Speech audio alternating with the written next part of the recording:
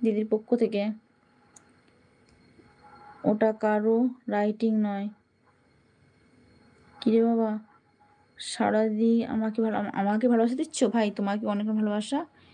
এবার আমি আসি, টাটা, বাই বাই। আজকে অনেক টাইম দিতে হবে। ওরে বাবারে, তাই? ওটা আমার আইডি।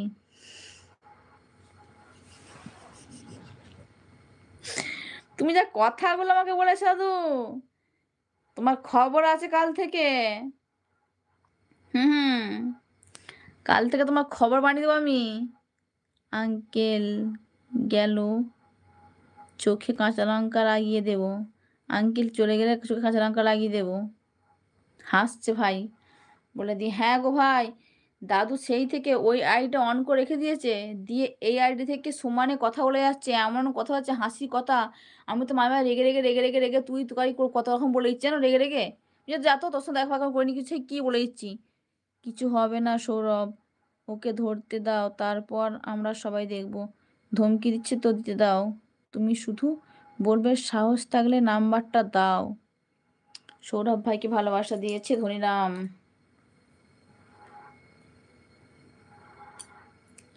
কে এমন আছে গো যে তোমাকে হুমকি দেয়? রামরাজ্য কেমন আছো? Like done, thank you so much এলবিতে আসার জন্য। সৌরভ ভাই বলেছে একদম। সৌরভ, এই ধনীরাম কাউকে ভয় পায় না,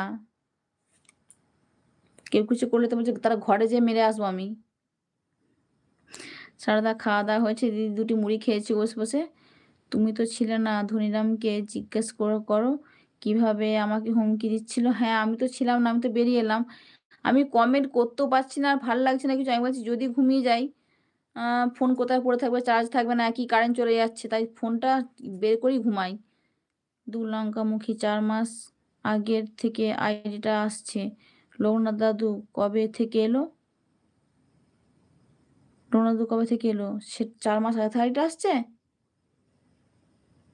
তাহলে হচ্ছে লোকনাথ দাদু বলছে ওটা আমার আইডি। দাদু তো বললো আমার আইডি ওটা, তাহলে আমি জানবি কি? আমি জানি না।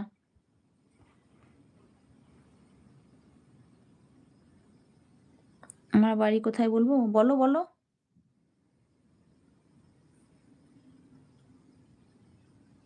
বলো বলো, ওটা তুমি তোমার বাড়িটার কথা বলো।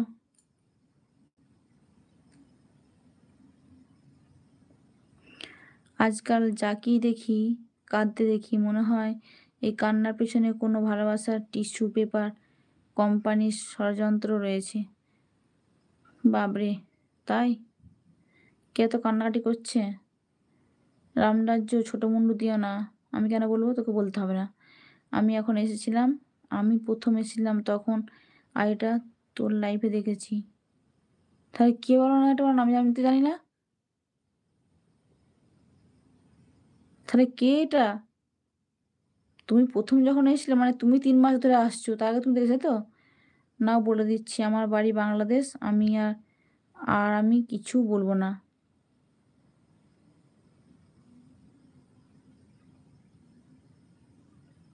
রামরাজ্য বলছে কেন? আমি তো কে বুঝতে পারছি না, এটা সেই বোন নাকি নাকি বুঝতে পারছি না। বাংলাদেশে বাড়ি বলছে। আমি এখন থেকে ঘুমে দেখতে পাচ্ছি না, পুরো ঘুমে পড়ে যাচ্ছি আমি। দাদু আবার হাসছে। আমি যে কোথায় যে কি করি বুঝে উঠতে পারছি না।